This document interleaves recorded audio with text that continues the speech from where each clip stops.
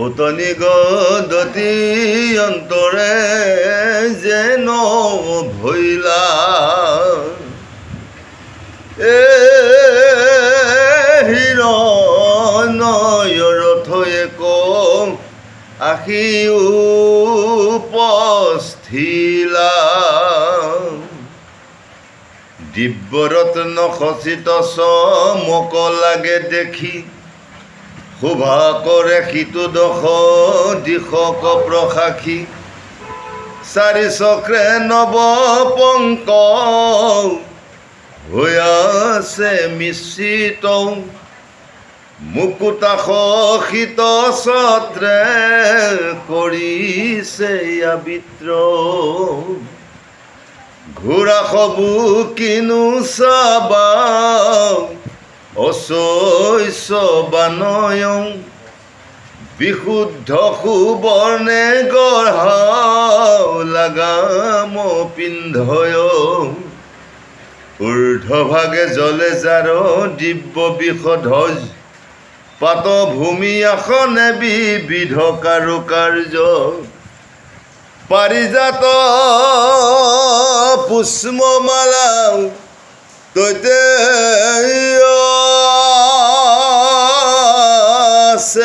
আৰি কস্তুৰী কৰ্পূৰ ধূপ অগৰুৰ শাৰী গন্ধ লোভ নিবৃত্ত কৰিতে নাহি পাৰি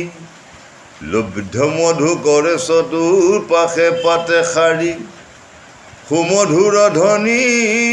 বীজ ঋত বাদ্য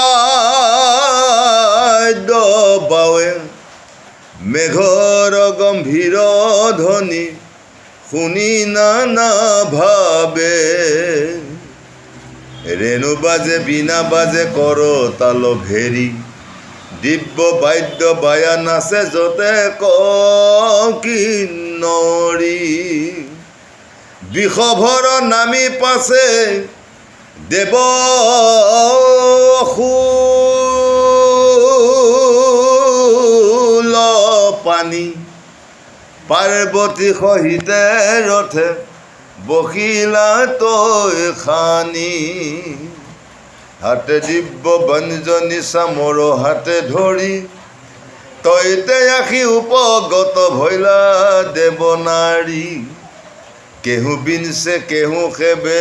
কেহু পদে ধৰি শংকৰক তুতি কৰি লনত জানো পাৰি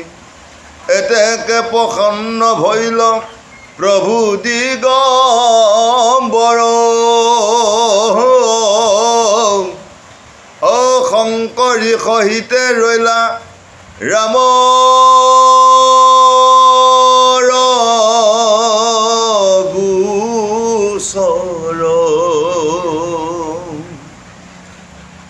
নৰ নাৰী খবৰ কং কনৰুনো ঝুনু সুললিত সুৰে তৈতে বাজে বীণা বেণু কুকিলেতে জয়ৰাও সুকে কৰে ধ্বনি শুক্ল পাৰ্বতৰ মধুৰ ৰুণ শুনি অইৰাম ত্ৰিভুৱন চানি ভৈলা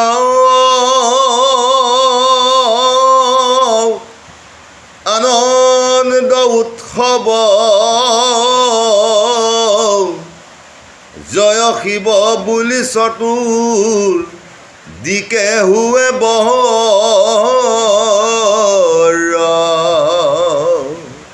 সেবে সেবে পুষ্প মেলি ময়ূৰসকলে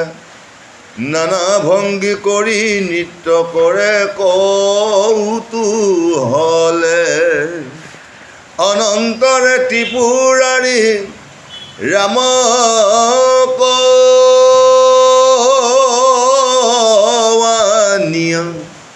আনন্দিত মনে কুলে লৈলা বসাইয়া কমণ্ডলু জলে নিজে কৰিয়া চমন ৰামকো কৰিলা শান্তি শুনা মুনিগণ তাত পাছে চন্দ মৌলি দেৱ মহেশ্বৰ দিলা ধনু শ্ৰীৰামক কৰি আশাদৰ দিলন্ত অক্ষয় তৃণ ধনুৰ লগতে দিলা অস্ত মহাপাশু পাতহিস্ত চিত্ৰে ৰামক সাদৰি শম্ভু বুলি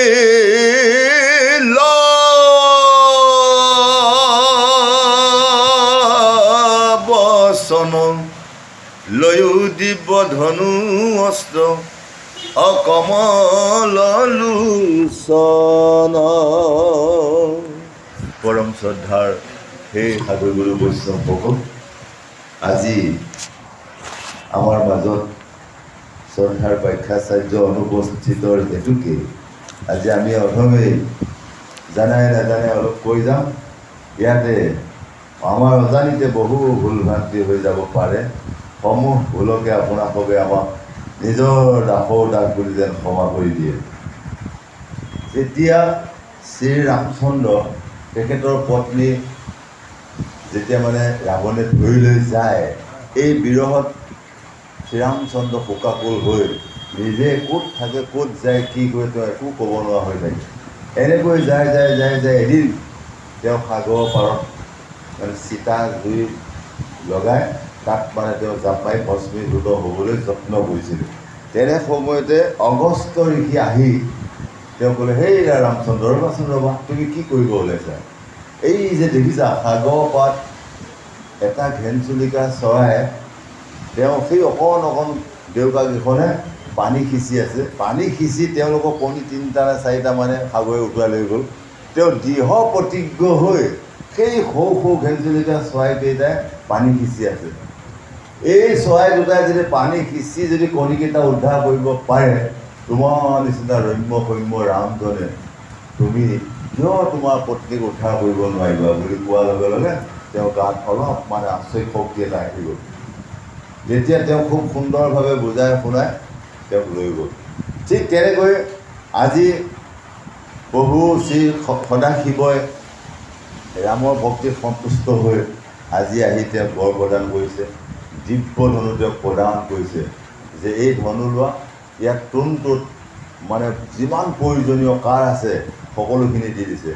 এই কাৰ এক পাত মাৰি পঠিয়ালে আকৌ সেই পাত কাৰ গৈ এজনক বধ কৰি আকৌ আহি নিজৰ তোনত সোমাই দিবহি। এনেকুৱা বৰ প্ৰদান কৰি আজি ৰামক সেই দিব্য জ্ঞানটো প্ৰদান কৰিছে। গতিকে আমাক কৈ আছে, সেই সাধুসকল আপোনালোকেও আমিও যদি এই মায়াত পৰি যদি আজি এনেকুৱা হওঁ, তেতিয়াহ'লে আমাৰো শ্ৰীৰামচন্দ্ৰৰ নিচিনা আমিও হাৰ্জাৰ শোকত কেতিয়াবা ক'ৰবাত আত্মজাহাজী হওক, কেতিয়াবা গাড়ী আগে পাগে পৰি হওক, কেতিয়াবা নদীত জাপ দি আমি মৃত্যু হ'ব লাগিব বুলি আজি আমাক ধুনীয়াকৈ বুজাই আছে কৃষ্ণ।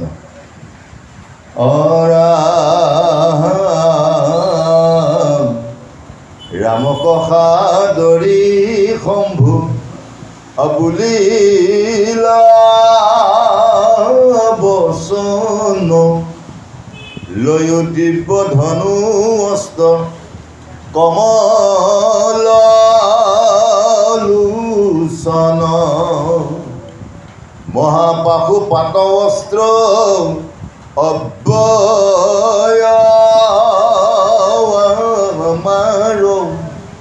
ত্ৰিভুৱনে সম নাহি কৈলো সাৰ। যেতিয়া স্বয়ং মহাদেৱে ৰামচন্দ্ৰক কৈছে, হে ৰম্য সৌম্য ৰাম, তোমাক যি ধনু মই দিলোঁ ইয়াক প্ৰতিহত কৰা ব্যক্তি পৃথিৱীতে নাই। হয়, এই ধনু আৰু এই কাৰে তুমি পুনৰ লংকা ৰাৱণক বধ কৰি তুমি তোমাৰ নিজৰ সীতাদেৱীক উদ্ধাৰ কৰি আনিব পাৰিবা। গতিকে এইটো এটা এনেকুৱা শক্তি, এই শক্তিত কোনো জীৱ জন্তু জীয়াই থাকিব নোৱাৰিব। সেইকাৰণে তুমি এই যি দিব্য ধনুকাৰ দিলোঁ, ইয়াক তুমি বিশ্বাস কৰি তুমি যোৱা, তোমাক ত্ৰিভুৱনত কোনেও পৰাস্ত কৰিব নোৱাৰিব বুলি আজি শিৱই ৰামচন্দ্ৰক বুজাই আছে। ৰামে সামান্য খবৰে আকৌ নকৰা প্ৰহাৰ, নতু বিশ্ব সমস্ত হৈ বন্ত সাৰ, এই বুলি উমানন্দ দেৱ সম্বুধি আদেশ কৰিলা পাছে সৰ্বগুণ নিধি। তেতিয়া প্ৰভু ভগৱান শিৱই কৈছে যে সেই ৰামচন্দ্ৰ, তোমাক এই শক্তিটো দিলোঁ, কিন্তু তুমি যধে মধে এই কাৰপাত নামাৰিবা। যধে মধে মাৰিলে তোমাৰ বিপদ হ'ব। গতিকে যাক তুমি এই অস্ত্ৰপাত প্ৰয়োগ কৰিব দিয়া শক্তি আছে তেওঁকহে প্ৰয়োগ কৰিবা। তুমি যদি এজন নিৰ্দোষী মানুহক যদি এই অস্ত্ৰপাত এই ধনুপাত যদি মাৰি যদি সেইজনক ধৰি লওক তুমি নিপাত কৰা, তেতিয়াহ'লে তোমাৰ দুখ হ'ব। গতিকে তুমি যাক যেনেকৈ প্ৰয়োজন তেনেকৈহে ব্যৱহাৰ কৰিবা বুলি পেলাই মহাদেৱে ৰামচন্দ্ৰৰ ওচৰৰ পৰা আঁতৰি গৈছিল। ৰাম তোমাক সব অস্ত্ৰ খব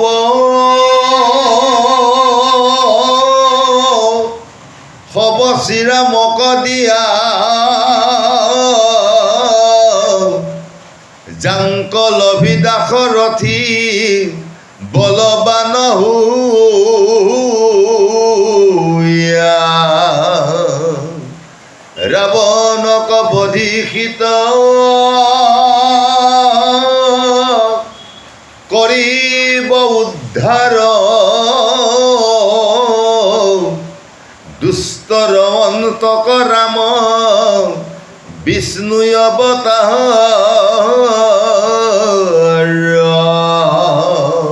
তেতিয়া দশৰথৰ পুত্ৰ শ্ৰীৰামচন্দ্ৰই হৃদয়ত অন্তৰত মনত ডাক দি যে এই অস্ত্ৰই এই ধনুপাতে মই মোৰ শত্ৰুক মই নিশ্চয় বধ কৰিব পাৰিম, এই বুলি চিৰ প্ৰতিজ্ঞ কৰি তেওঁ শিৱক মানে এবাৰ সেৱা কৰি তেওঁ মানে সেই অস্ত্ৰটো তেওঁ মানে গ্ৰহণ কৰিছে। ৰামে দেৱৰো অবৈধ বুলি মই দিলোঁ বৰ, সেই হেতু দৰ্পতাৰ বাঢ়িছে বিস্তৰ, বিনাশক ৰোকতাংক বীৰ ৰঘুপতি, তোমাক সবু হৈয়াও আছা বানৰ উৎপত্তি। যে ৰাৱণক ময়ে বৰ দিছিলোঁ যে তই যা, তই বহুত বলৱান হবি, বহুত বুদ্ধি হবি, তোক সহজে কোনেও বধ কৰিব নোৱাৰিব বুলি শিৱহে বৰ দিছিলে। ৰাৱণ মহাশিৱ ভক্ত, সেইকাৰণে তেওঁ তাৰমানে পৃথিৱীত অজৰ অমৰ হ'ম বুলি তেওঁ পৰৱৰ্তী হৰণ কৰি ফুৰে, বেয়া বেয়া কৰ্ম কৰি ফুৰে, হয়নে? আজি সেইকাৰণে কৈ আছে যে পৰৱৰ্তী হৰণং গতি নাই মৰণং ৰৌ ৰৌ নৰপত্ৰ। গতিকে যিজনে পুৰুষে পৰৱৰ্তী হৰণ কৰিব এটা নিষ্ঠা নাই, আৰু যিগৰাকী নাৰীও পৰৰ স্বামীক মানে মন কৰিব বেয়া কামত, সেইজনো মানে গতি নাই। গতিকে আমাক কৈ আছে সেই সাধুসকল, এবাৰ মনুষ্য জনম লৈ কৌটি কৌটি জনমত পাছতহে এবাৰ মনুষ্য জনম পাইছিলোঁ। এইবাৰ যদি মনুষ্য কাম কৰিব পৰা নাযায়, এইবাৰ যদি ভকতে ভাল পোৱা কাম কৰিব পৰা নাযায়, এইবাৰ যদি সাধু সংগই ভাল পোৱা কাম কৰিব পৰা নাযায়, তেতিয়াহ'লে অহা বছৰে মনুষ্য জনম পোৱা নাযাব। গতিকে সেইকাৰণে আমি মনুষ্য জনমটো লৈ আমি সদায় ৰাতিপুৱাকৈ গধূলিলৈ সদায় ভাল কাম কৰিব লাগিব, কোনোদিনে মিছা কথা ক'ব নালাগিব। ৰাতিপুৱাকৈ সন্ধিয়ালৈ আপুনি খুব সুন্দৰকৈ আপুনি হৰিগুণ কীৰ্তন গাই ঈশ্বৰৰ দৰ্শন কৰি গুৰুৱে দিয়া প্ৰণালীখিনি কৰি আপুনি য'তেই নাযাওক, কোনোবাই ঠেলা চলায়, কোনোবাই ৰিক্সা চলায়, কোনোবাই টুমটুম চলায়, কোনোবাই ব্যৱসায় কৰি নিজৰ নিজৰ কৰ্মত গুচি যাওক, ভগৱন্তই দিবই। আৰু যিজনে কোনো গুৰু প্ৰণালী নাই, যিজনে গোসাঁই ঘৰ সোমোৱা নিয়ম নাই, সদায় হাই কাজিয়া কংকাল হৈ থাকে, তেওঁ 10খন হাতেৰে আজৰিলেও ভগৱন্তই তেওঁলোকক নিদিয়ে বুলি আজি আমাক শিৱগীতাই বঢ়িয়াকৈ বুজাই আছে। কৃষ্ণ ৰামে নৰ বানৰৰ হাতে ৰাৱণ মাৰিব, দেৱ কাৰ্য যত মানে সমস্তে সিজিব, শিৱৰ আদেশ শুনি যত দেৱগণ কিতান জ্বলি হুইয়া নামিলন তটি নয়ন স্বামীৰৱা দেশ সবে শিৰে ধৰি লন্ত্ৰ নিজ নিজ অস্ত ছয় ৰামক দিলন্ত্ৰ দিলা অস্ত নাৰায়ণী প্রভু নারায়ণ ব্রহ্মতন্ত্র দিলন্ত বিরিঞ্চি মহাত্মন ইন্দে দিলে ঐদানস্থ আগ্নেয় হুতাখন জামাস্তে দিলন্ত্র জমে বলি খন মোহন বরুণাস্ত বরুণে পবনে বায়ু বান অকুবেরে দিলন্ত অস্ত রোদাস্ত খান ইয়াত আমাক বুজাই আছে যে শিৱৰ আদেশ শুনি যত দেৱগণ গীতাঞ্জলি হৈ নামিলন্ত তিনয়ন শিৱই যেতিয়া ক'লে সেই দেৱতাসকল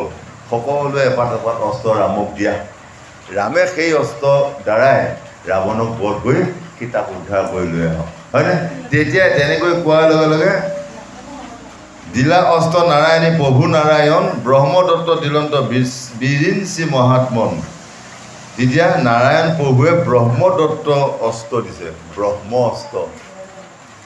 ইন্দ্ৰে দিলে ঐন্দস্ত আগ্নেয় হুতাখন জামাস্তে দিলন্ত জমে বলি সন্মোহন গতিকে এইখিনি হত দেৱতাই দি আছে বৰুণাস্ত বৰুণে পৱনে বায়ু ভাৱ কুবেৰে দিলন্ত অস্ত্ৰ ৰৌদাস্ত ইখান কুবেৰে দিয়া পাত ৰৌদাস্ত মানে যি পাত কাৰ দিছে সেই কাৰ পাত যেতিয়া এজন শত্ৰু গাত নিক্ষেপ হয় সেই নিক্ষেপ হোৱাৰ লগে তেওঁ কোনো কালে বাচি থাকিব নোৱাৰে বুলি আজি শিৱই খুব সুন্দৰভাৱে দেৱতাসকলক আমন্ত্ৰণ কৰি সেই অস্ত্ৰবিলাক প্ৰয়োগ কৰি আছে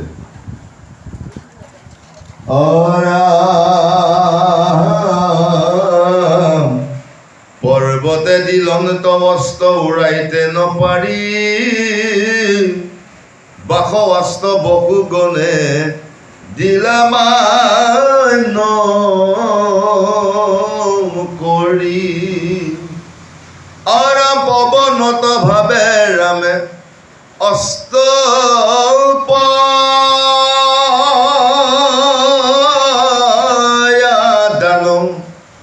সবাকু কৰিলা যথা অবিহিত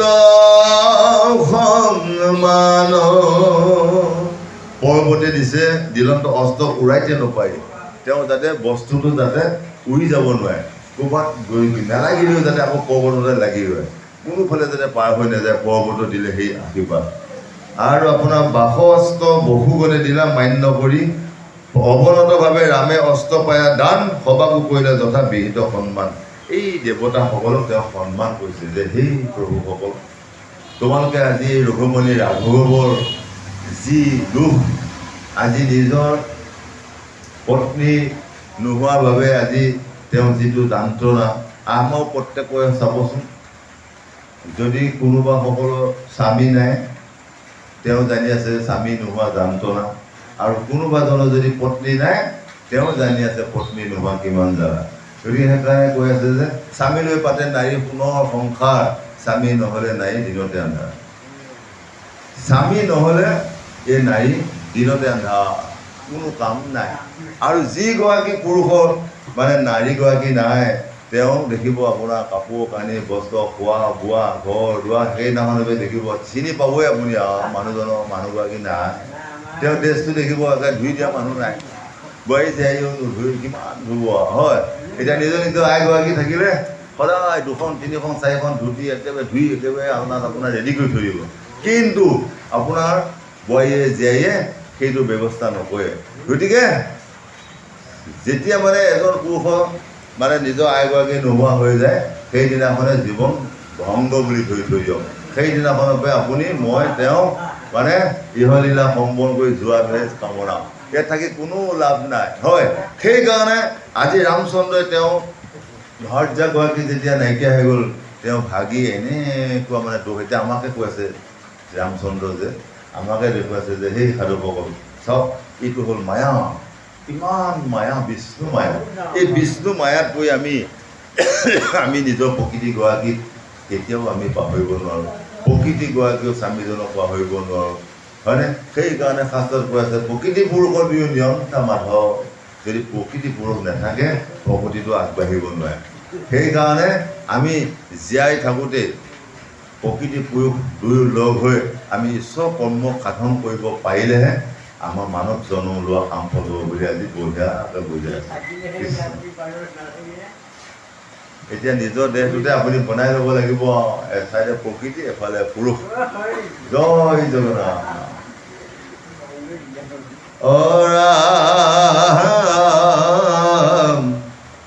দুৰ্ভেদ্য ৰাৱণপুৰী দেৱ দানৱৰ এই বলৱন্ত দৈত্য থাকে দুৰ্গৰ ভিতৰ জিতেন্দ্ৰীয় সবে ভূত মায়াধাৰী শাস্ত্ৰসেৱী বুদ্ধি মন্ত্ৰ সদা বেদাচাৰী তপ জপ জাগ যজ্ঞ কৰে আচৰণ তজুপদ চিন্তা কৰি থাকে সৰ্বক্ষণ আমি অকল সৰ মাত্ৰ সাৰথি লক্ষণ কিমতে বধিভূতাংক অকুৱাটি নয়ন হে প্ৰভু দেৱদেৱ মহাদেৱ আজি আমি ঘোৰ অৰণ্যত আমি দুইজন ভাই ককাই বাহিৰে আৰু আমাৰ কোনো সংগ নাই আমাৰ দুপাত অস্ত্ৰই আজি ৰাৱণক আমি কেনেকৈ পৰাস্ত কৰিম আমাৰ ফালেতো গাঁৱত মানুহ নাই আমাক সহায় কৰা বীৰবিলাক নাই গতিকে আমি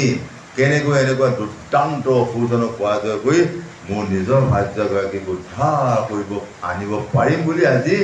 কান্দি কান্দি মানে ৰামচন্দ্ৰই শিৱক মানে তুতি কৰি আছে ৰামে শুনিয়া ৰামৰ হেন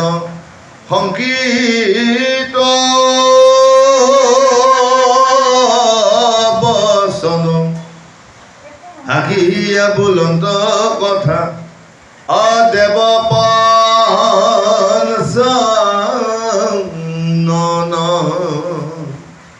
সবংশ ৰাৱণবধে কিছু চিন্তা নাই ৰাক্ষসৰ মৃত্যু উপস্থিত ভৈলা পায়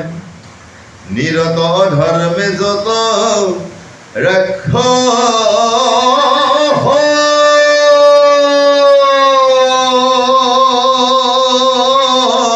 মণ্ডলী দেৱ ব্ৰাহ্মণক মান্য নকৰে সমূলি যেতিয়া মহাদেৱে ৰামচন্দ্ৰক কৈ আছে হে ৰামচন্দ্ৰ তুমি কোনো চিন্তা নকৰিবা সেইবিলাক অসুৰ তেওঁলোকে ভগৱানক বেয়া পায় তেওঁলোকে কদাচিত ভগৱানৰ নাম নলয় যিসকলে মোৰ নাম নলয় যিসকলে কৃষ্ণ নাম নলয় যিসকলে বিষ্ণু নাৰায়ণৰ নাম নলয় তেওঁলোক পৰাস্ত হ'বই তুমি যোৱা কৃষ্ণ প্ৰভুক তোমালোকে আচৰণ কৰি চিন্তা চৰ্চা অধ্যয়ন কৰি তোমালোকে প্ৰভুক চিন্তন কৰি অস্ত্ৰ এৰি দিবা তেওঁলোকে পৰাস্ত হ'বই বুলি আজি মহাদেৱে শ্ৰীৰামচন্দ্ৰক মহাসাহসে আজি বুজাই আছে ৰাম বিনা দুখে তাসম্বা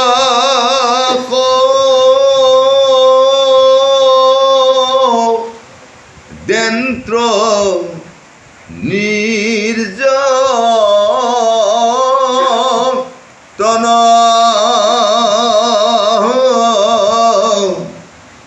আয়ুষী হত সবে ভৈলা শিকাৰ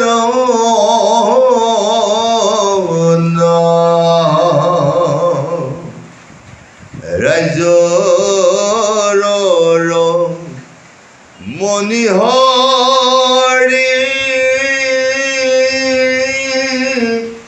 আছে দূৰ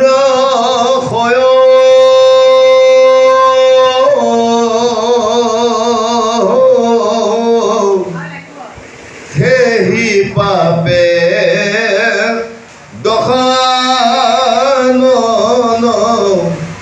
পাপী হব হয় হেলা ৰঙে তাংক তুমি পাৰিবা জিনিতে সমুচিল ফল পাপী পাইব ভাল মতে যে বিনা দুখে তাহম পাব দেন্দ্ৰ নিৰ্যাতন আয়ুষী হতভাৱে ভৈলা কাৰণ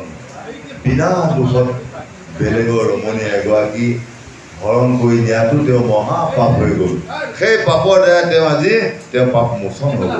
ৰাজ্যৰ ৰমণী হৰি আছে য'ত দুৰাশয় সেই পাপে দশানন পাপী হব হয়। যেতিয়া বেলেগৰ নাৰী এগৰাকীক যেতিয়া তেওঁ হৰি লৈ গৈ তেওঁ আছেগৈ, গতিকে সেই মহাপাপী ধ্বংস হ'বই বুলি আজি মহাদেৱে শ্ৰীৰামচন্দ্ৰক কৈ আছে। হেলা ৰঙে তাংক তুমি পাৰিবা জিনিতে সমুচিত ফল পাপী পাৰিব ভাল মতে। গতিকে এনেকুৱা এজন মহাপাপীক তুমি অলপতে তুমি এতিয়া ধ্বংস কৰিব পাৰিবা বুলি আজি শিৱই ৰামচন্দ্ৰক বঢ়িয়াকৈ বুজাই আছে। কৃষ্ণ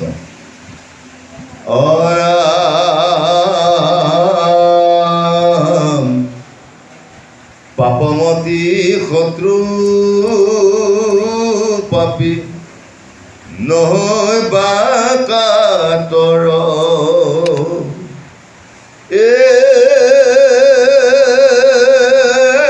চিন্তা এৰি সুস্থ তুমি হোৱা বীৰ বৰ মুকয় অভিলাষে তুমি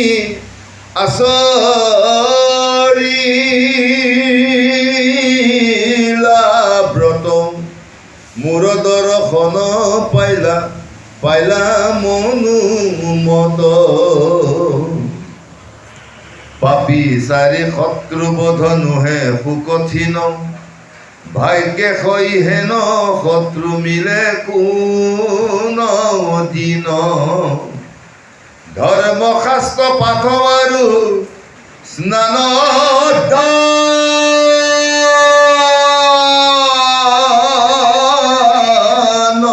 কৰে পাপীৰ নাহিকে টানো ফল নাহি ধৰে।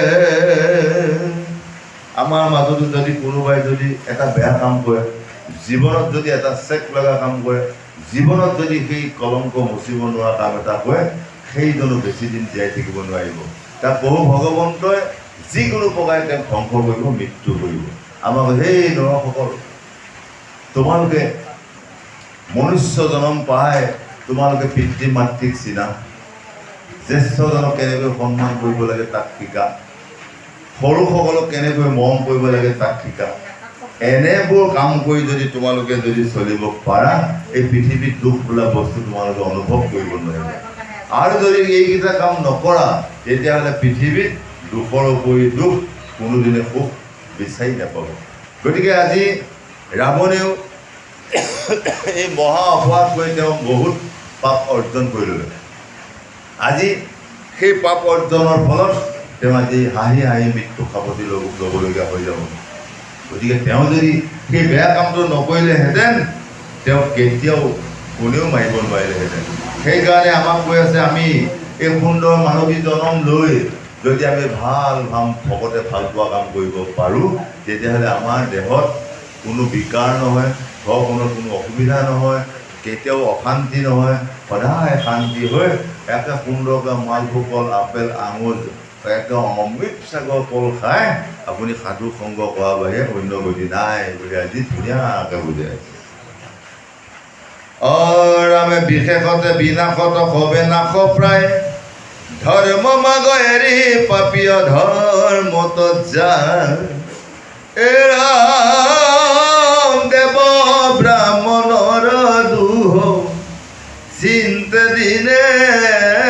ৰাতি সমস্তক যিটো দুষ্টে কৰে শাস্তি আমৃত্যু তাৰ খনি কত জানিবাসু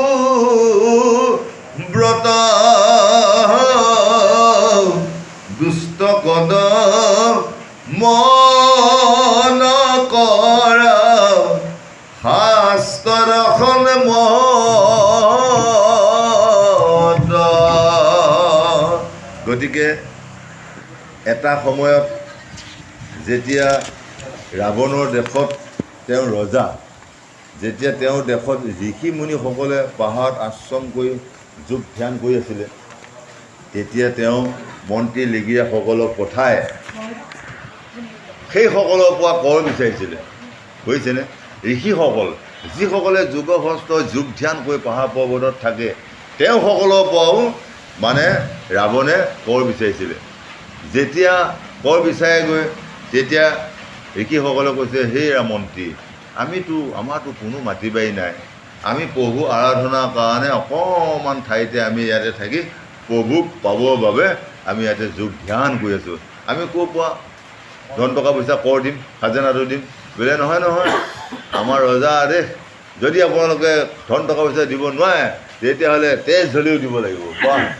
তেতিয়া তেজ হ'লেও লাগে, তেতিয়া হয় নেকি? এতিয়া বটল লোৱা। প্ৰত্যেকজন যোগীয়ে প্ৰত্যেকজন ঋষিয়ে কাটিছে আৰু এটোপাল তেজ তাতে লৈছে। এনেকৈ কাটোতে কাটোতে কাটোতে এবটল তেজ হৈ গ'ল।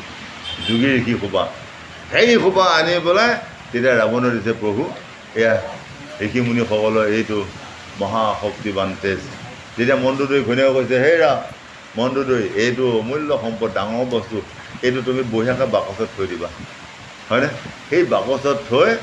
তেওঁ যেতিয়া মানে চিকাৰলৈ যায়,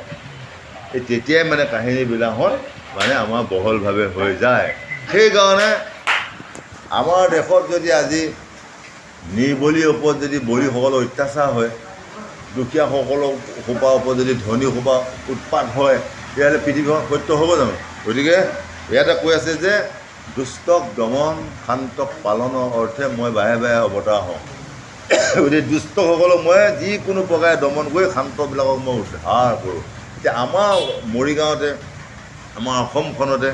যিসকলে পাপিষ্ঠ বেয়া কাম কৰি থাকে, সেইসকলক ভগৱন্তই যিকোনো প্ৰকাৰে মাৰি আছে, হয়। ভাল এজনক মৰা নাই, ভাল এজনে এই একে ৰাতি 12টা বজাত স্কুটাৰ এখন লৈ গ'লেও তেওঁ বঢ়িয়াকৈ ঘৰ পায়গৈ। যিবিলাক দুষ্কৃতি, যিবিলাক অন্যায়, গুৰু গৌৰৱ নেমানা, বহু ভগৱন্তক নেমানা অন্যায় অত্যাচাৰ, সেইসকলক ভগৱন্তই যেনে তেনে তেওঁক মাৰিব। গতিকে আমি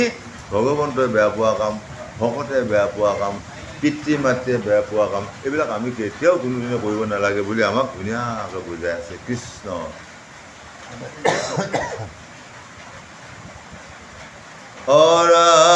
অৰাম কৃষ্ণৰ শহীদ হৈয়া সখীস্তৰ বৈৰী, অৰাম অৱতাৰ ধৰি আছা তুমি খেচিৰি হৰি, কিষ্কিন্ধা নগৰে জনমি আছে দেৱগণ, কপি হুয়া আশীবন্ত তোমাৰ সদন, বানৰ সহায়ে তুমি সমুদ্ৰ বান্ধিব, তাৰ বক্ষে শৈল সেতু নিৰ্মাণ কৰিবা। তোমাক সহায় কৰা ভকত বহুত হ'ব। যিবিলাক বানৰ, সুগ্ৰীৱ, জামৱন্ত, হনুমান, এইবিলাক যিমান আছে বান্দৰ জাতি, সকলোৱে আহি সাগৰত সেতু বান্ধি দিব।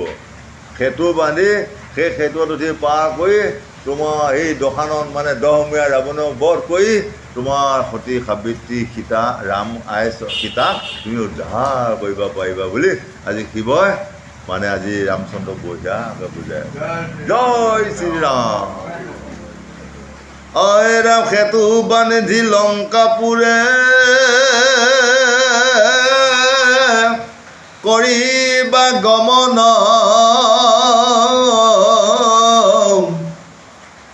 বংশ সমেত খানন কৰিবা নিধন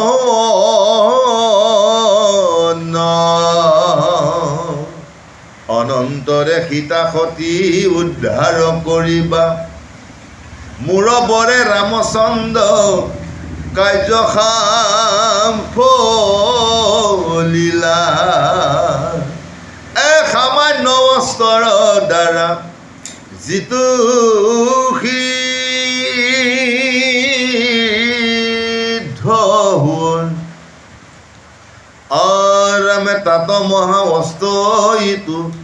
নকৰিবা ক্ষয় সেই সাকুদি গৈ সেই দশাননক তুমি বধ কৰিব পাৰিবা আৰু তোমাৰ মৰমৰ সীতাক তুমি উদ্ধাৰ কৰি সুন্দৰভাৱে তুমি আকৌ অযোধ্যাত গৈ তুমি ৰাজ্য চলাব পাৰিবা আৰু তোমাক যি ব্ৰহ্মাস্ত্ৰ দিয়া হ'ল ইয়াক যধে মধে তুমি ব্যৱহাৰ নকৰিবা ইয়াক তুমি সযতনে ৰাখিবা য'ত যেনেকৈ প্ৰয়োগ কৰিব লাগে তাতহে তোমাক প্ৰয়োগ কৰিবা আজি ধৰি লওক মোক এটা বস্তু গুৰুৱে দিলে যে বাবা এইটো বস্তু লৈ যা ইয়াক বঢ়িয়াকৈ গোসাই ঘৰত থবি ইয়াক কেতিয়াবা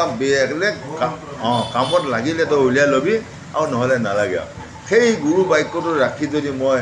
সেই সময়তে থৈ দিওঁ তেতিয়াহ'লে মই বাচি যাম আৰু সেই বস্তুটো গুৰুৱে দিলে বুলি যদি মই যধেই মধে ব্যৱহাৰ কৰি যাওঁ তেতিয়া মোৰ বিপদ আছে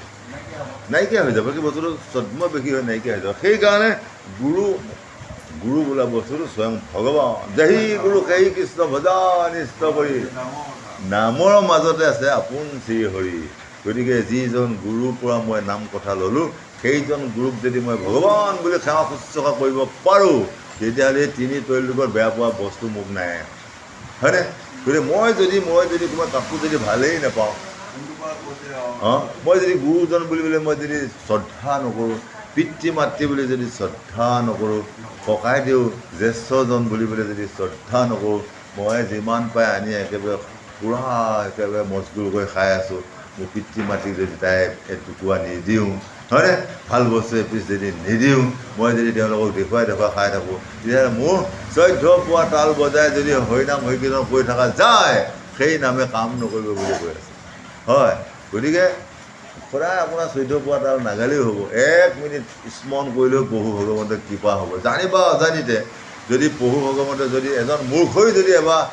ওম ত্ৰিনয়ন বুলি কয় কাম আহিলে কোনোবাই জানিবা অজানি যদি ওম কৃষ্ণ প্ৰভু বুলি কয় কাম আহিলে মোক খুজিবৰ প্ৰয়োজন নাই মোক প্ৰভু তুমি মোক ঐশ্বৰ্য বিভূতি দিয়া মোক ধন টকা পইচা কিছুমান দিয়া 10খন গাড়ী লোৱা শক্তি দিয়া বুলি কাকো বিচাৰিব দৰকাৰ নাই মই সুন্দৰভাৱে এটা প্ৰণাম কৰি দিলে তেওঁ বুজি আছে এই কাক কি দিব লাগে কাক কি দিব নালাগে তেওঁ অন্তৰ্যামী ভগৱান হয়নে যাক যিমান প্ৰয়োজন সিমান ধৰি দিব বেছিকৈ কাকো দিয়া নাই হয়নে আৰু যিসকলক দিছে তেওঁলোকে একে খটুৱাব পাৰে আৰু যিসকলক দিব নিদিয়ে তেওঁলোকে খটুৱাব নাজানে আমাৰ ব্ৰেইনত সকলোৱে 10,000কৈ কোষ আছে কিন্তু সকলোৱে সেই 10,000 ব্ৰেইনটো কোষবিলাক চলাব পৰা নাই আৰু যিসকলে চলাব পাৰিছে তেওঁলোকে এতিয়া একে কোটি টকা চলাই আছে কিন্তু আমাৰ ব্ৰেইনবিলাক কোনোবা এটা কোষ মামুৱে ধৰাৰ কাৰণে আমি 10 লাখ টকা পালে বিজুতি হৈ যায় আমাৰ মানে চলোৱা বিজুতি হৈ যায় একেবাৰে ক'ত থ'ম লতাটো ক'ত থ'ম বতাটো মানে ভুল হৈ যায় কিন্তু এচাম লোক আছে আপোনাৰ এই 10 লাখ পাই একেবাৰে 20 কোটি কাম কৰি থাকিব তাই কত টকা আনি একে ব্যৱসায় বাণিজ্য কৰি ৰুম ভৰাই দিব গতিকে এইটোৱে বস্তু গতিকে আমি যদি এই সুন্দৰ মানৱ জনমটো পাই যদি আমি ভকতক যদি সেৱা কৰিব নোৱাৰোঁ ভগৱানক যদি আমি চিন্তা কৰিব নোৱাৰোঁ তেতিয়াহ'লে এই মানৱ জনম লোৱাটো একেবাৰে মিছা বুলি আমাক আজি বুজাই আছে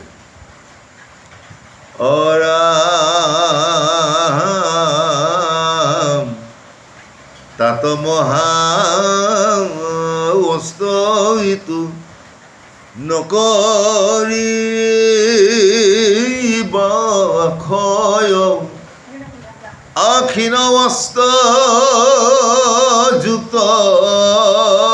কিম্বা নিৰস্ত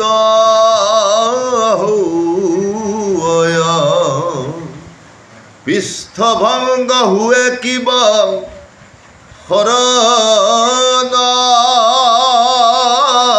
শৰণামাগয় এহি চাৰি প্ৰতি অস্ত্ৰ ধৰিতে নলাগে যিসকলে তোমাক শৰণাপন্ন হয় সেইসকলক তুমি অস্ত্ৰ নধৰিবা। তুমি কাৰোবাক বধ কৰিবলৈ যাওঁতে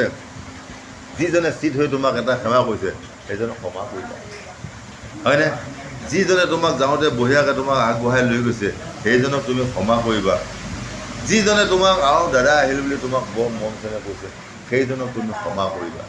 যিজনে তোমাক দেখি দাঁত কোঠা লৈ আছে সেইজনক তুমি একেবাৰে নিষ্ঠা নেদিবা। আমাক এনেভাৱেহে বুজাই আছে। অৰামে পাশুপাত নাৰায়ণী যত অস্ত্ৰগণ এহিমতে প্ৰয়োগ কৰিবা মহাত্মন অধিক তোমাক কি কহিবো ৰঘুবৰ মই সজু আছো চৰা চৰণীৰ অন্তৰ অৰামে চৰাচৰ সকলোটি মোৰে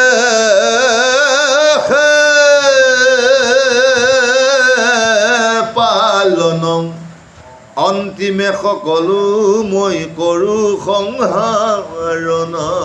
দেখিছে কৈছে মই চজো মই পালোঁ মই সংহাৰ কৰোঁ, অন্তিম সময়ত মই সকলোকে জীৱটো লৈ যাব লাগিব। কাৰণ যেতিয়া এজন মানুহৰ যেতিয়া কৰ্মবিলাক বেছি বেয়া হৈ যাব সেইজনক মই লৈ যাব লাগিব, কাৰণ তেওঁ থাকিলে পৃথিৱীখন ধ্বংস হয়। গতিকে সেইজন দুৱাচা পাপিষ্টক মই অতি সোনকালে লৈ যাব লাগিব। আৰু যিজনে সদায় ৰাতিপুৱা গধূলিলৈ কোনোদিনে মিছা কথা নকয়, বেয়া কথা নকয়, সদায় সঁচা কথা কয়, দুখীয়াসকলক পুতৌ কৰে, কোনোবা এজন ভিক্ষাৰীক বেছিকৈ নোৱাৰিলেও এটকা এটা হ'লেও দান কৰি আছে সেইজনক আকৌ ভগৱানে কৈ আছে তুমি থাকা আৰু দুদিনমান, তোমাৰ দ্বাৰাই আৰু কেইটামান ভিক্ষাৰী উন্নত হওক, তোমাৰ দ্বাৰাই আৰু কিছুমান মানুহ সাধু গুৰু বৈষ্ণৱ পণ্ডিত হওক, তোমাৰ দ্বাৰাই আকৌ কোনোবা এজন মানুহে তোমাৰ বস্ত্ৰ এখন পিন্ধক, হয়। এতিয়া আমাৰ ইয়াতে ইমান ভকতনি আছে তেওঁলোকৰ টকায়ে টকায়ে, কিন্তু যদি খুজনীয়া মানুহ এজনে যায় চিধা চুৰিয়া এখন পিন্ধি যদি যায় তেওঁলোকে দেখিও নেদেখা হয়, তেওঁলোকে বস্ত্ৰ এখন দিবলৈ টান পায়। বোলে যদি সেই খুজনীয়া মগনীয়াটোৱে যদি কয় বোলে মোৰ মানে কাপোৰ একেবাৰে পিন্ধিবলৈ নাই ভকত, পাৰিলে টুপি এখন দিওঁ তুমি, সেই নাই একেবাৰে দাবী ধমকি মাৰি একেবাৰে হয়নে পঠিয়াই দিব। কিন্তু যিজন মানে কৃষ্ণ ভকত পৰম ভকত তেওঁ অহাৰ লগে লগে আহক প্ৰভু আহক আহক আহক, সমনীয়া হ'লে ডাঙৰ হ'লে আহক বুলি ক'ব, সৰু হ'লে আহা বুলি ক'ব, নি বঢ়িয়াকৈ বহুৱাই চাহ পানী খুৱাই বোলে প্ৰভু ৰ'বা মই কিবা এটা বস্ত্ৰ দি আছোঁ তুমি লৈ যোৱা, তুমি বঢ়িয়াকৈ পিন্ধিবা। ধুনীয়াকৈ সেৱা সৎকাৰ কৰি বস্ত্ৰ ভাগো দিলে, চাউলো কেইটামান দিলে, অৰিহণা এটাও দিলে, দি লৈ সেৱা ভক্তি কৰি দিয়াৰ পিছত সেই মগনীয়াজনে পৰম আনন্দ পাই গ'ল, বাটে বাটে আশীৰ্বাদ দি যাব বা মই এই বাবা তুমি বঢ়িয়া হয়নে। আৰু তাকে নকৰি যদি মই অহাৰ লগে লগে সেই ক'ত আহিলি হা, তহঁতৰ বল শক্তি নাই, ইমান ডেকা মানুহটো তহঁতে খুজিবা আহক, তেতিয়াহ'লে তেওঁ লগে লগে অভিশাপ। সেইকাৰণে এখন ৰাইজে মানে এখন ভাগৱত পাতিছে, ভাগৱত পাঠ পাতি ৰাইজে মানে এজন বৰ মানে দুখীয়া ভকত এজনৰ ঘৰলৈ গৈছে একদম যোৱাৰ লগে লগে আহক গোসাঁইসকল আহিলে আহক আহক আহক বহিব দি চাহ তাহ নাই যদিও মানে যেনে তেনে ব্যৱস্থা কৰি চাহ অকণমান খুৱাইছে। খুৱাইলে ক'লে বোলে ভকতসকল দিয়কচোন আগমনটো কি, বোলে অমুক তাৰিখে আমি অমুক জেগাতে ভাগৱত পাতিছোঁ, তাকে আপোনালোকক নিমন্ত্ৰণ এটা দিবলৈ আহিছোঁ। হয় নেকি, বৰ ভাল কথা, আজি যে ইমান ভকত আহি মোৰ ঘৰত পদধূলি দিলে বহুত আনন্দ বুলি, যদিও নাই একে যা কৰি বেকা চবে বিচাৰি কৰি আনি একে ধুনীয়াকৈ টকা এশ দিছে যে প্ৰভুসকল আমাৰ এতিয়া উপায় নাই, তথাপিতো আপোনাৰ যি পাইছোঁ ইয়াকে লৈ সন্তুষ্ট হ'ব। যে যোৱা ৰাইজখিনিয়ে মানে বঢ়িয়া আশীৰ্বাদ দিছে, বাহ তেওঁলোকৰ জেগাই নাই, থাকিবই ঘৰে নাই, হয়। তেওঁ নিচিনা ভকত এজনীয়ে 100 টকাৰে সন্মানিত কৰিলে। তাৰপিছতে গৈ এবাৰ একদম মানে 3তলা বিল্ডিং এটাত সোমাই গৈছেগৈ, সোমাই গৈতো বাহিৰতো মানুহেই নাথাকে, একদম চব দৰ্জাই মাহ, সেই বাহিৰত কলিং মাৰে একদম কলিং মাৰিলেও মানে নাহে, তাৰমানে কলিং শুনিলেও শব্দ শুনিলেও ওলাই নাহে। ভকতসকলে ভাবিছে নাই এইটো সৰ্বনাশ হ'ল, যোৱাহে কাম আৰু। এনেকৈ থাকোঁতে তাৰমানে পিছৰ বাৰত ওলাই আহিলে, আপোনালোক বঢ়িয়া, এতিয়া কওকচোন কি কাৰণত আহিলে। বোলে এনেকৈ তেনেকৈ আমি অমুক জেগাতে ভাগৱত পাতিছোঁ, তাকে আপোনালোকক মানে আমন্ত্ৰণ কৰিবলৈ আহিলোঁ আৰু বৰ বঢ়িয়া, কিন্তু আপোনালোকক দিবলৈহে মোৰ একো নাই, মানুহজন নাই নহয়, বাপজন নাই ঘৰত, এতিয়া মোৰ হাতত এইবিলাক নায়েই পায় পইচা, কিন্তু একে 3 তলা 4 তলা বিল্ডিং হা তেতিয়া মানে যেতিয়া তেওঁলোকে ভকতসকলে কৈছে বাৰু হ'ব যদি আপোনালোকৰ অসুবিধা হ'ব আমি একো সন্তুষ্ট নহওঁ তেনেকুৱাতে তেওঁ মনত পৰিল অকণমান ৰ'বচোন আপোনালোকে ইমান কষ্ট কৰি আহিলে যেতিয়া তেওঁ সেইবাৰ যাই বোলে 20 টকা এটা নচলা চিগা ফাটা সেইটো কোনো নচলাই নহয় এই নচলা 20 টকাটো মানে একে কোনোবা চৌকেছ গডৰেজত সোমাই আছে তেওঁ মনত পৰি গ'ল আনি একে ধুনীয়াকৈ আনি পেলাই এইটো লওক চলিব যাক এই অকণমানে ফাটা চলিব যাক চলিব এইটোৱে মোৰ আছিল আৰু বেলেগ নাই আৰু তেতিয়া ৰাইজে ভাবিছে বাহ এই যে ইমান কূটনীতি কৰি কৰি নচলা 20 টকা এটা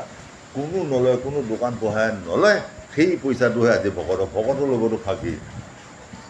এই ভক্তিটো আপোনাৰ কামত আহিবনে নাহে আপোনাৰ যদি আপুনি দিব নোৱাৰিছিলে বৰ ধুনীয়াকৈ আহি এটা সেৱা কৰি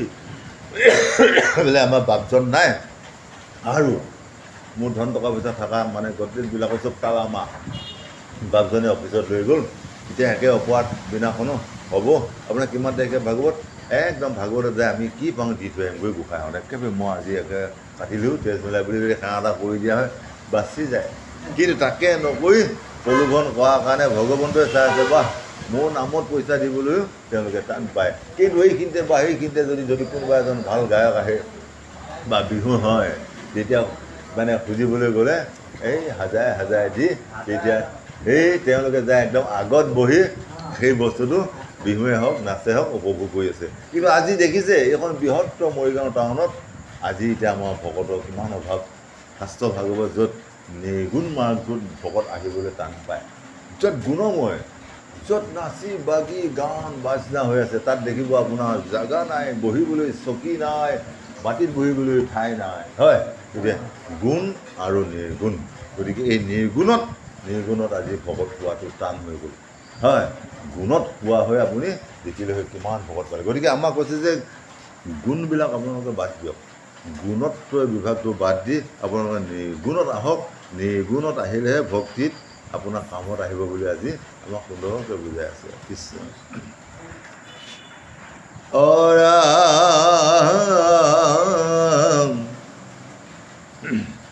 জগতৰে মৃত্যু বুলি মোকে শেষ হয় মৃত্যুৰ অন্তক মই জানিবা নিশ্চয় সমস্ত জগত গ্ৰাস কৰি থাকো আমি প্ৰলয়ে বিলয়ে ৰক্ষা কম ময়ে কৰোঁ ভূমি সৃষ্টি স্থিতি লয় এই তিনিটাতে ময়ে চব কৰি আছোঁ কাৰোবাক যদি জন্ম কৰাব লাগে কাৰোবাক যদি পালন কৰিব লাগে আৰু কাৰোবাক যদি মৃত্যু মুখতো পেলাব লগা হয় তেতিয়াহ'লে ময়ে কৰি আছোঁ গতিকে এনেকুৱা এজন সদাশিৱ তিনিনয়ন দেৱদেৱ মহাদেৱ তেওঁৰ লগত যদি আমি ফাঁকি কৰোঁ তেওঁলোকক যদি আমি মিছা কওঁ তেওঁলোকক যদি দিম দিয়ক আপোনাৰ কাইলৈ একেবাৰে বঢ়িয়া এখন ভোগ দিম আহে এবছৰলৈ যদি ভোগখন নোলায় তেতিয়া ফাঁকি নহ'ল জানো সেইবিলাক ফাঁকিত প্ৰভু সন্তুষ্ট হ'ব জানো হয় গতিকে আমাক সেইকাৰণে কৈ আছে যে সেই সাধুসকল দিম বোলা বাক্য আৰু পিতৃ বাক্য একেই যেতিয়া মই য'ত মোৰ ব্ৰহ্ম ক্ষয় কৰিম বুলি অমুকটো বস্তু দিম তাত মোৰ দিয়াটো উচিত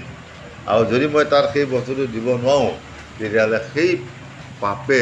মোক খুলি খুলি দহি কিমানটা ৰূপত কিমানটা বেমাৰ ব্যাধি আহি যাব তাৰ কোনো অন্ত নাই গতিকে এইবিলাকৰ পৰা ৰক্ষা পাব হ'লে আমি ভগৱন্তক আমি উচিতভাৱে সেৱা শুশ্ৰূষা কৰিব লাগিব ভকতসকলক আমি শ্ৰদ্ধা কৰিব লাগিব জ্যেষ্ঠজনক আমি সন্মান জনাব লাগিব তেতিয়াহ'লে ভগৱানে আমাক সদায় তথাস্তু বুলি বৈকুণ্ঠ থাকক যদি নাথাকক আমাক আশীৰ্বাদ প্ৰদান কৰি থাকিব ইটো দেখা ৰামচন্দ্ৰ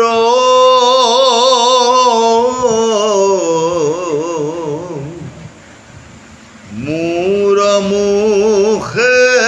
পখী দগ্ধ হইয়া আছে ৰনু মত্ৰ দৈত ৰা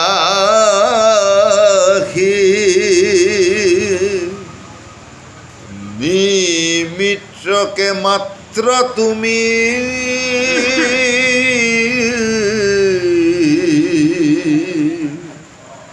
কৰাহা সমৰ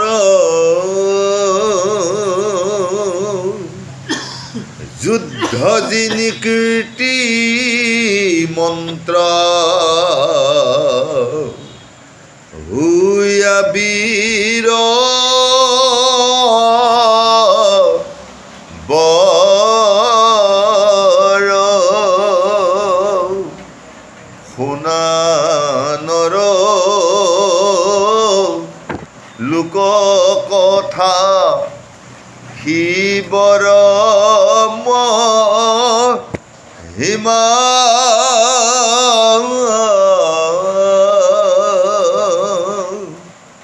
শিৱ গীতা অমৃতৰ হৰ নাহি সীমা। হে সাধুগুৰু বৈষ্ণৱসকল, সদৌ শেষত আজি এই শিৱগীতা কৈছে, এই শিৱগীতা হ'ল অমৃতময় ৰসৰ দৰে। গতিকে আমি এই ৰসটো যেনেকৈ মৌ ৰস, এই মৌ ৰসটো খাই ভকতৰ কিমান ভাল লাগে, আজি এই শাস্ত্ৰখনৰ ৰসটো হ'ল তেনেকুৱা মিঠা। গতিকে এজনী গৰুৱে এটা পোৱালি জন্ম দি সেই পোৱালিটো যেতিয়া সেই গাখীৰটো খায়, সেই গাখীৰটো খাই সি কিমান আনন্দ পায়, কিমান শক্তি পায়, হয়নে? কিমান সেই গাখীৰৰ পৰা কিমান প্ৰকাৰ উতলালে, গৰম কৰিলে কিমান প্ৰকাৰ মানে বস্তু আৱিৰ্ভাৱ হ'ব পাৰে, হয়নে? গাখীৰ গৰম কৰিলে মাখন উঠে, মাখন গৰম কৰি আকৌ ক্ৰীম বনাব পাৰে, ক্ৰীমৰ পৰা আপোনাৰ আকৌ পেৰা বনাব পাৰে, এনেকৈ তাৰপিছত আকৌ ঘিউ বনাব পাৰে। একেটাই গাখীৰ, একেখিনি গাখীৰ গৰম কৰোঁতে কৰোঁতে কৰোঁতে বিভিন্ন প্ৰকাৰৰ মাল বনাই একেবাৰে সুন্দৰ সুন্দৰ হোটেলবিলাকত বিক্ৰী কৰি আছে। সেই দুগ্ধটো আজি অৰ্জুনে খোৱাৰ কাৰণে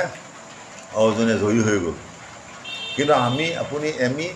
তাক গ্ৰহণ কৰিব পৰা নাই কাৰণে আমাৰ আজি বিপদে বিপদ, হয়নে? সেইকাৰণে সেই গাভীৰূপা, আজি এই গীতাখন হ'ল গাভীৰূপা, এগৰাকী গাই গৰুৰ লগত তুলনা কৰিছে, আৰু সেই পোৱালিটো হ'ল মানে অৰ্জুন।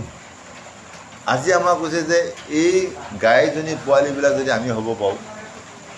আমি যদি অৰ্জুন হৈ যদি আমি গাই গাখীৰটো খাব পাৰোঁ, তেতিয়াহ'লে আমি অৰ্জুনৰ দৰে আমিও জয়যাত্ৰা কৰিব পাৰিম, আৰু আমিও দীৰ্ঘায়ু আমি জীয়াই থাকিব পাৰিম। যদি আমি যেতিয়া শুনিলোঁ এইফালে শুনিলোঁ সেইফালে গ'ল, এইফালে শুনিলোঁ সেইফালে গ'ল, তেতিয়াহ'লে গোটেই ৰাতিটো শুনি থাকিলেও আমাৰ কামত নাহিব বুলি আজি কৈ আছে, হয়? যে যিখিনি সময় আধা ঘণ্টা এঘণ্টা যিমানখিনি সময় শুনা যায়, সেইখিনি সময় যদি আমি পৰম প্ৰভু ভগৱন্তক একমনে ধ্যান কৰি চিন্তা কৰি যদি আমি এই শাস্ত্ৰভাগ শুনিব পাৰোঁ, তেতিয়া প্ৰভু ভগৱন্তে কৃপা নকৰা কথা নাই বুলি আমাক বুজাই আছে কৃষ্ণ।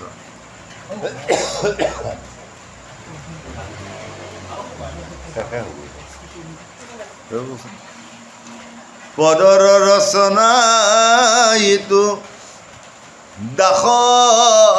দেবেন্দ্ৰ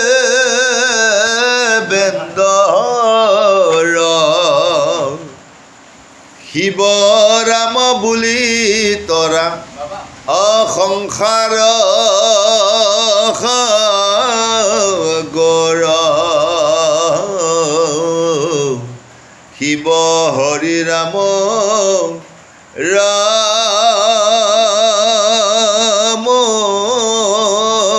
ৰাম ৰাম হৰি ৰাম ৰাম ৰাম। জয় জগন্নাথ।